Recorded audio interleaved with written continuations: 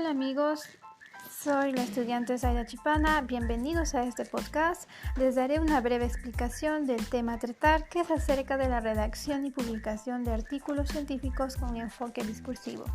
El objetivo es que los estudiantes conozcan la importancia de redactar un buen artículo, ya que les será de mucha ayuda.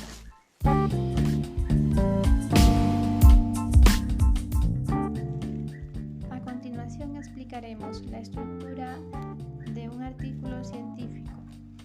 El título. Desde una perspectiva funcional, el título es la parte del artículo que sirve para informar el tema tratado en el texto. Por esta razón, el título responde a la pregunta ¿de qué se trata esencialmente el contenido?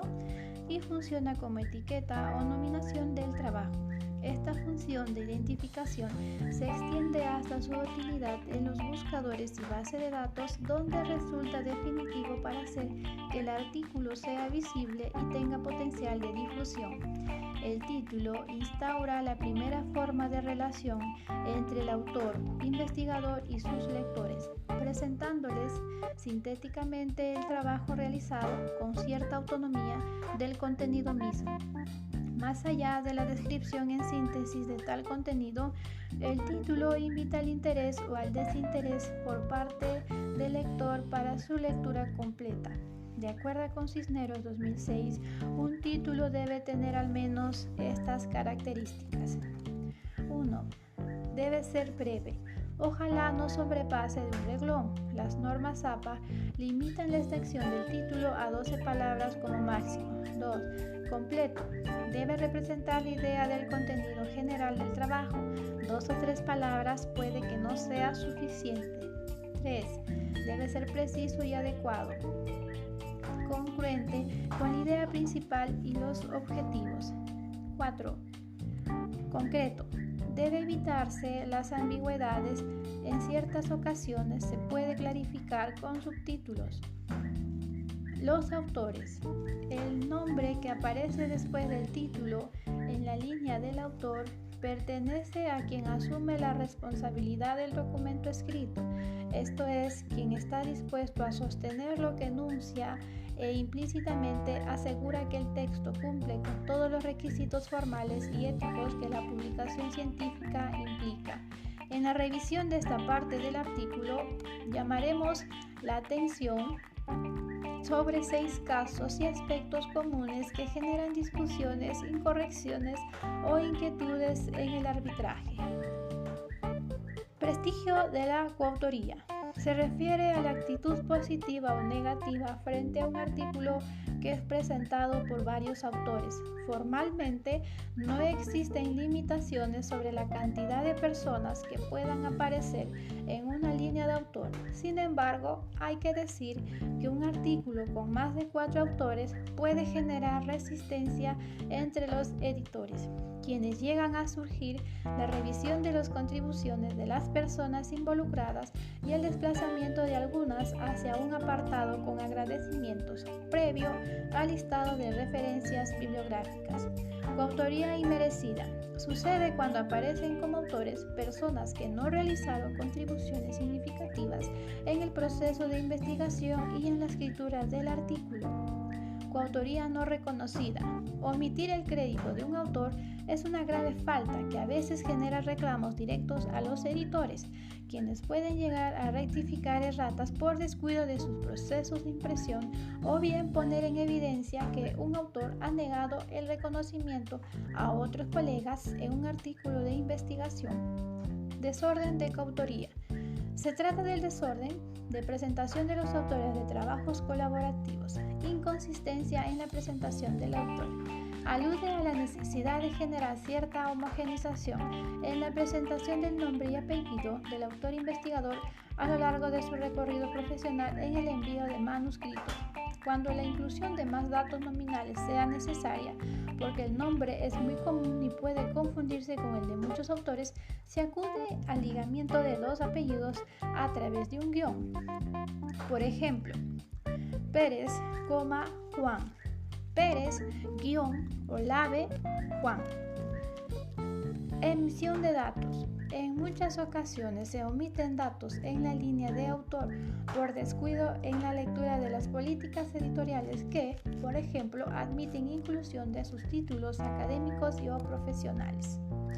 El resumen. Desde el punto de vista funcional, el resumen, también llamado síntesis, sumario o sinopsis, es la parte del artículo de investigación que sirve para presentar los aspectos más relevantes y generales del contenido total del trabajo.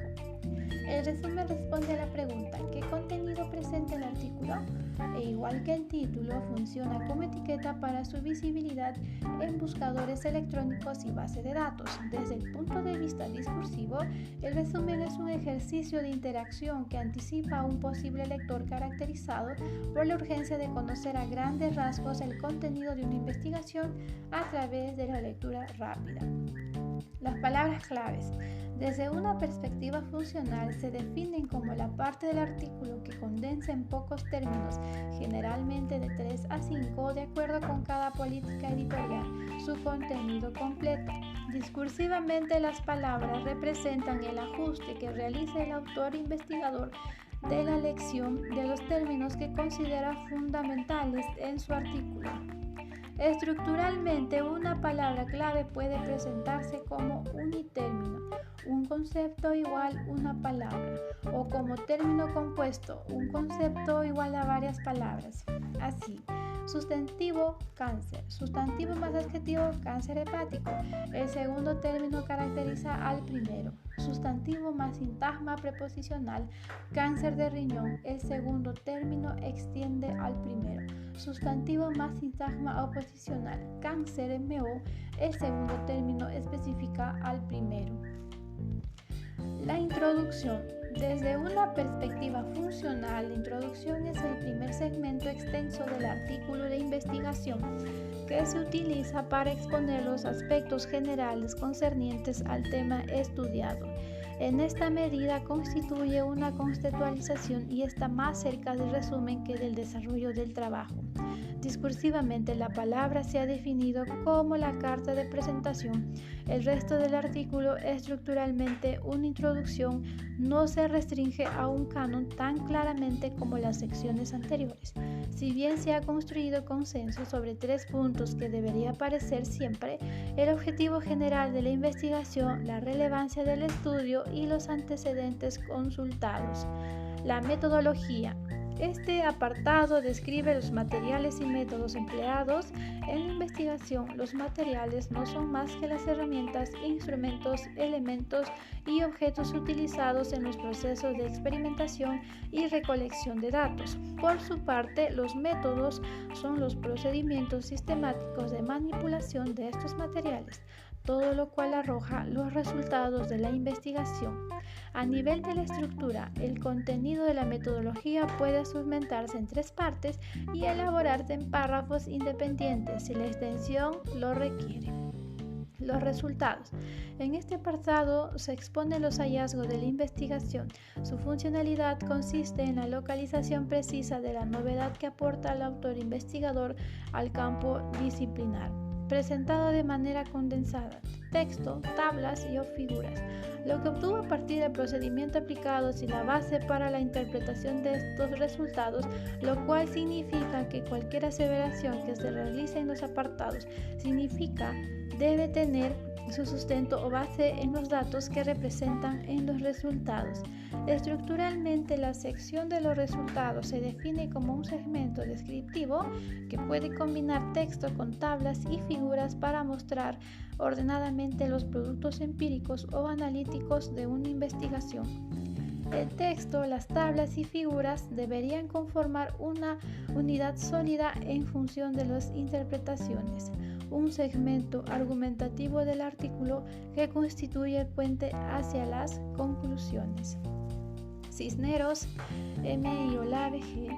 2012, página 39 al 62. Muchas gracias.